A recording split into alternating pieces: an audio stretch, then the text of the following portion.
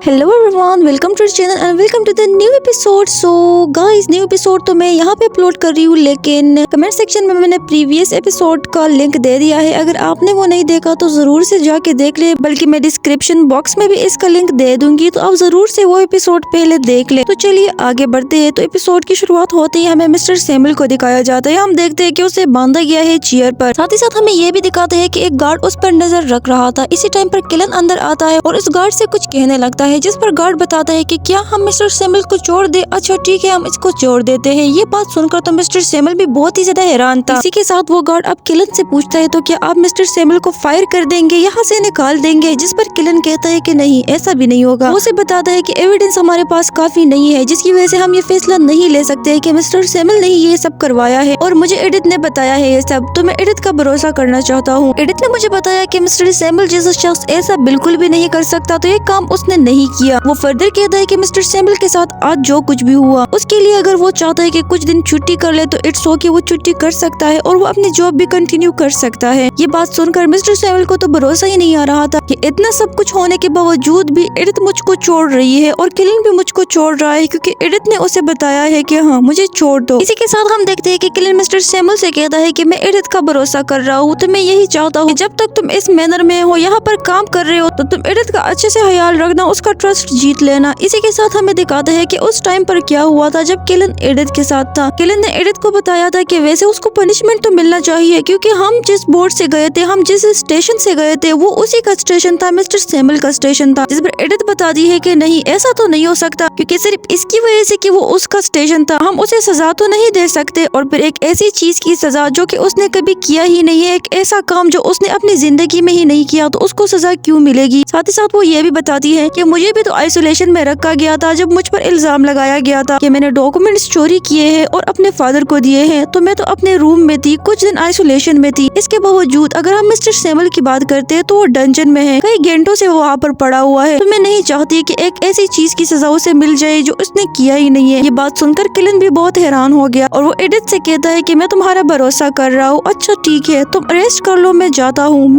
और इस मामले को हल कर देता हूँ। इसी के साथ हम देखते हैं कि किलन अपने ऑफिस में होता है, अपने मन में कहता है कि मुझसे अब भी वो बात और वो टाइम और वो वक्त नहीं भूला जा रहा जब तुम्हारा चेहरा मैंने देखा था, वो बिल्कुल येलो कलर का था, बिल्कुल जर्द। मैं चाहकर भी वो लम्हा नहीं भुला पा रहा, मैं क्या करूँ? इसी के साथ उसे बहुत गुस्सा आ गया था। वो बताता है कि ये सब किया किसने है, मुझे कल्प्रिट को जल्द से जल्द ढूंढना पड़ेगा। फर्दर कहता है कि बोटिंग एक्सीडेंट ये यूजुअली एडिथ के लिए ही प्लान किया गया था, क्योंकि मैंने जो कपड़े पहने हुए थे वो तो लाइट थे, और जिसने भी एक्सीडेंट करवाया है उसे अच्छे से मालूम है कि जब लड़कियां कपड़े पहनती है वो गीली हो जाती है, तो वो और भी ज्यादा हैवी हो जाती है। इसका मतलब ये है कि ये सारा का सारा सेटअप एडिथ के लिए प्लान करवाया गया था। तो ये किसने किया है? मैं कोई इम्पोर्टेंट चीज भूल रहा हूँ। फर्दर कहता है कि ऐसा तो नहीं हो सकता कि रायगोल्फ ने अपना बदला लेने के लिए ये सब किया होगा, क्योंकि हमने वो मेड उनके हवाले से बेच दी। इसी के साथ वो बताता है कि अगर ऐसा नहीं है तो फिर सिंक्लेयर फैमिली ने ये सब कुछ करवाया होगा, क्योंकि वो एडिथ के पीछे होंगे। फर्दर कहता है लेकिन पिछली बार भी जो एक्सीडेंट हुआ था उसके नतीजे तक हम नहीं पहुँच पाए थे कि आखिरकार वो एक्सीडेंट और वो सब कुछ करवाया किसने था, तो मैं अब क्या करूँ? कहता है कि नहीं, कुछ तो है, कुछ तो ऐसा इम्पोर्टेंट है जो कि मैं भूल रहा हूँ, कुछ इम्पोर्टेंट चीज मुझे समझ नहीं आ रही। इसी के साथ डोर नॉक होता है। किलन को कोई कहता है कि मिस्टर सैमुअल आपसे मिलना चाहते हैं, जिस पर किलन कहता है कि हाँ, उससे कहो कि अंदर आ जाए। अब मिस्टर सैमुअल अंदर आ जाता है। किलन उसे बताता है कि बैठ जाओ चेयर पर, जिस पर मिस्टर सैमुअल कहता है कि नहीं, मैं इस फर्नीचर को गंदा नहीं करना चाहता है। इसी के साथ किलन उससे पूछता है, अच्छा बताओ तुम क्या कहना चाहते हो? जिस पर मिस्टर सैमुअल बताता है कि मैं आपको ये बताना चाहता हूँ कि एक्सीडेंट मैंने नहीं करवाया, मैंने एक रात पहले याच बिल्कुल चेक कर ली थी, सब कुछ ठीक था, लेकिन मैं कुछ और ऐड करना चाहूँगा। जिस दिन आप जा रहे थे बोटिंग पर, उससे कुछ टाइम पहले मिस्टर क्लिप आए थे, और जब वो आए थे तो मैंने याच को वहाँ पर छोड़ दिया था और मैं वहाँ से कुछ वक्त के लिए चला गया था, क्योंकि मास्टर क्लिप ने मुझे बताया था कि यहाँ पर कोई चीज है जो कि लेडी रीस की है और वो उसे ढूंढना चाह रहे थे, तो बस इतने थोड़े से वक्त के लिए मैंने वो जगह छोड़ दी थी। ये बहुत कम वक्त के लिए हुआ था, लेकिन अगर कुछ खराबी आई है तो इसमें गलती सिर्फ और सिर्फ मेरी ही है। अब ये सब सुनकर तो किलन बहुत ही ज्यादा हैरान हो गया था। मिस्टर सैमुअल से पूछता है, अब तुम ये सब मुझे क्यों बता रहे हो? क्योंकि मैंने तुम्हें रिलीज कर दिया है, तुम्हें छोड़ दिया है। अगर तुम मुझे ये सब ना भी बताते, तुम आगे जा सकते थे, मूव ऑन कर सकते थे। जिस पर मिस्टर सैमुअल बताता है, नहीं, बात सजा देने या ना देने की नहीं है, असल बात तो ये है कि कोई ऐसा बंदा और ऐसा शख्स मौजूद है जो कि लेडी एडिथ को हार्म करना चाह रहा है, उसे नुकसान पहुंचाना चाह रहा है। अगर मैं यहाँ पर खामोश रहता हूँ तो इसका मतलब ये है कि वो बंदा फिर से भी लेडी एडिथ को हार्म कर सकता है, उसे नुकसान पहुंचा सकता है, तो मैं ये नहीं चाहता कि उसे फिर से नुकसान पहुंचे। मैं ये चाहता हूँ कि असल कल्प्रिट का मालूम पड़ जाए, क्योंकि अगर ऐसा नहीं होता तो लेडी एडिथ की तरह काइंड पर्सनैलिटी को फिर से नुकसान पहुंचेगा। ये सब बातें सुनते हुए किलन बहुत ही ज्यादा हैरान था। अपने मन में बताता है कि इतना टॉर्चर देने के बावजूद भी मिस्टर सैमुअल ने एक लफ्ज भी नहीं बताया हमें। मिस्टर सैमुअल पनिशमेंट और सजा से नहीं डर रहे थे। ये एडिथ का ट्रस्ट है, उसका भरोसा ही है और उसकी माफी ही है जिसने मिस्टर सैमुअल को इस पर मजबूर कर दिया है कि उसने मुझे ये बात बता दी, क्योंकि वो खुद से ही पनिशमेंट से नहीं डर रहा था। तो आखिर ऐसी क्या चीज हो सकती है जो कि मिस्टर सैमुअल को ये बोलने पर मजबूर कर सकती है और ये सब बताने पर मजबूर कर सकती है। ये सब एडिथ की वजह से ही हुआ है। मिस्टर सैमुअल सर को झुकाते हुए फर्दर कहता है, लेकिन मैं अपने हिस्से की पनिशमेंट जरूर लूंगा। मुझे जो भी पनिशमेंट मिलेगी मैं उसे खुशी खुशी एक्सेप्ट करूंगा। इस पर तो किलन उससे कहता है कि मिस्टर सैमुअल अपना सर उठा ले। वो उसे बताता है कि मैं अच्छी तरह से जानता हूँ कि एडिथ तुम्हें सजा नहीं देगी। अगर मैं उसे ये सच बता देता हूँ कि तुमने ये सब बताया हुआ है, इसके बावजूद भी वो ये नहीं चाहेगी कि तुम्हें सजा मिल जाए। अब तो तुमने सच भी बता दिया, तो तुम जाओ और अपने काम को कंटिन्यू करो। साथ ही साथ वो मिस्टर सैमुअल को बताता है कि थैंक यू सो मच सच बताने के लिए। वो उसे बताता है कि एडिथ भी तुम्हारा थैंक यू करेगी। ये बात सुनकर मिस्टर सैमुअल बहुत खुश हो जाता है और किलन से फर्दर बताता है कि आपने बहुत पनिशमेंट खा ली है, तो आप जाए आराम करें। जिस पर वो वहाँ से चला गया था। साथ ही साथ अब किलन अपने मन में कहता है कि ये कैसे हो सकता है, सिर्फ और सिर्फ रीस की कोई हुई एक चीज ढूंढने के लिए क्लिप इतने सुबह सवेरे जा सकता है बोट वाली जगह पर, वहाँ पर वो चीज देख रहा है। ये कैसे पॉसिबल हो सकता है। साथ ही साथ उसे वो सीन याद आता है जब वो एडिथ के पास आया था, उससे कह रहा था कि चलो हम जाते हैं। वहाँ पर रीस भी खड़ी हुई थी। वो बताता है कि असल में रीस क्लिप का ही इंतजार कर रही थी। साथ ही साथ वो पॉइजन वाला इंसिडेंट, इसके अलावा वो डॉक्यूमेंट वाला इंसिडेंट, इन सब में ये दोनों ही इन्वॉल्व थे, मेरा भाई और साथ ही साथ रीस। डॉक्यूमेंट वाले इंसिडेंट से रिलेटेड वो बताता है कि उस टाइम पर इन्वेस्टिगेशन सिर्फ और सिर्फ एडिथ की जा रही थी, उसको इन्वेस्टिगेट किया जा रहा था। उसने बताया था कि रीस को भी इस लिस्ट में ले ले, लेकिन कोई भी उसका भरोसा नहीं कर रहा था। लेकिन इसके बावजूद भी फादर ने उसे बुला लिया था। उस टाइम पर ये बात एक्सेप्ट करना कि रीस को भी हम सस्पेक्ट लिस्ट में ले ले, ये मेरे लिए बहुत ही ज्यादा मुश्किल था। अगर मैं सोचूं तो इन्वेस्टिगेशन उस सारे के सारे मामले में मेरे भाई और साथ ही साथ रीस की नहीं हुई थी। तो अब मैं ऐसा करता हूँ कि रीस को भी सस्पेक्ट लिस्ट में डाल देता हूँ। अब उसके सर में बहुत शदीद दर्द होने लगता है। बताता है कि मुझे कुछ तो करना पड़ेगा। अगर ये सब इसी तरह से चलता रहा तो मैं कल्प्रिट तक शायद ना पहुँच सकूँ, लेकिन कुछ तो करना होगा। इसी के साथ वो बताता है कि पहले तो मुझे इस मामले को हल करना होगा। बताता है कि मुझे बोटिंग साइट पर जाना होगा, वहाँ पर सब लोगों से पूछना होगा कि असल में उस टाइम पर वहाँ पर आया कौन था। अगर वहाँ पर कोई भी नहीं आया तो सस्पेक्ट लिस्ट में मैंने अपने भाई को डाल दिया है। फिर मुझे कोई ना कोई तरीका ढूंढना होगा रीस को और क्लिफ को इन्वेस्टिगेट करने का। तभी नेक्स्ट सीन में हम देखते हैं कि एडिथ खाना खा रही होती है और किलन खुद अपने हाथ से ही उसे खिला रहा होता है। वो बताती है कि वाह ये बहुत ही ज्यादा डिलीशियस है, लेकिन अब किलन खिला रहा है मुझे, तो इससे तो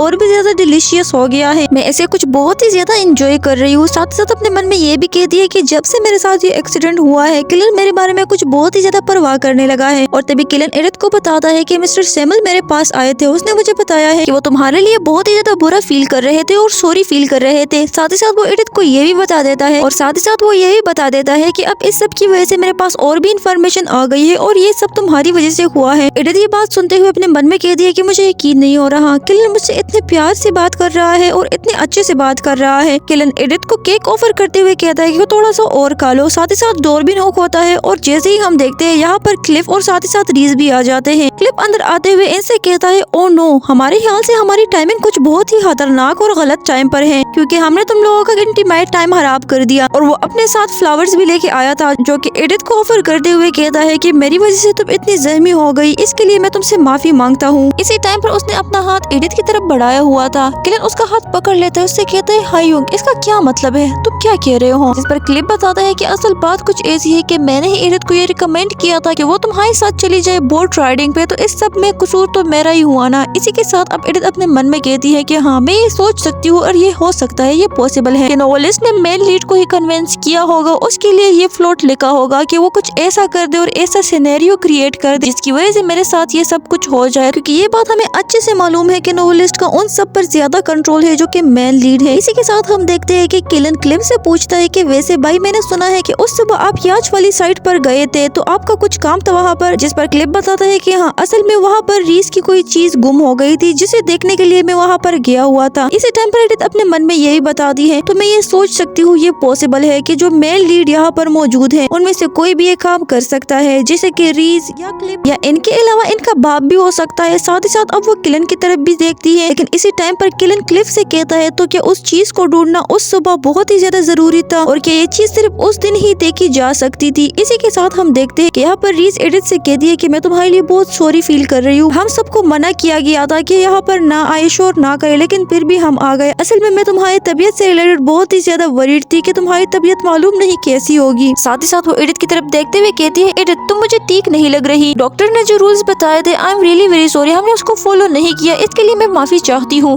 इस पर तो एडिथ बता दी है क्या डॉक्टर के रूल्स, और इसी के साथ किलन बताता है डॉक्टर ने बताया था कि बहुत ज्यादा लोगों का तुम्हारे साथ रहना ठीक नहीं है, और मैं अच्छे से जानता था कि अगर मैं तुम्हें ये बात बता दूं तो तुम इस बात का बिल्कुल भी ख्याल नहीं रखोगे और इस रूल को फॉलो नहीं करोगी। तो फिर मैंने डिसाइड कर लिया कि इस बात का ख्याल मैं रखूंगा। इसके साथ वो रीस और क्लिप को बताता है कि मेरे ख्याल से अब एडिथ के आराम का टाइम हो चुका है और उसे आराम कर लेना चाहिए। रीस यहाँ से जाते हुए कहती है कि चलो ठीक है एडिथ तुम आराम कर लो, हम फिर किसी और टाइम आ जाएंगे, मैं तुमसे मिलने के लिए जरूर आऊंगी। और वो यहाँ से चले जाते हैं। साथ ही साथ क्लिप जब जा रहा था उसके फेस पर एक अजीब सी स्माइल थी जिसे किलन भी नोट कर लेता है, और उसने नोट कर लिया था, उसे गुस्सा भी आ गया था। जब ये लोग यहाँ से चले जाते हुए तो एडिथ किलन से कहती है, किलन सच में मैं बिल्कुल ठीक हूँ। जिस पर किलन बहुत गुस्सा होते हुए कहता है कि तुम आखिरकार ऐसा किस तरह कह सकती हो, तुम्हारी तबीयत ठीक नहीं है, इसके बावजूद भी तुम बार बार यही कह रही हो कि तुम ठीक हो, और अभी तक तो हमने कल्प्रिट को भी नहीं पकड़ा है। इसी के साथ हम देखते हैं कि एडिथ उसकी तरफ देखते हुए कहती है, किलन क्या तुम आजकल अपनी पूरी नींद ले रहे हो ना। इस बार तो किलन बहुत ही ज्यादा हैरान हो गया था, और अब एडिथ उससे कहती है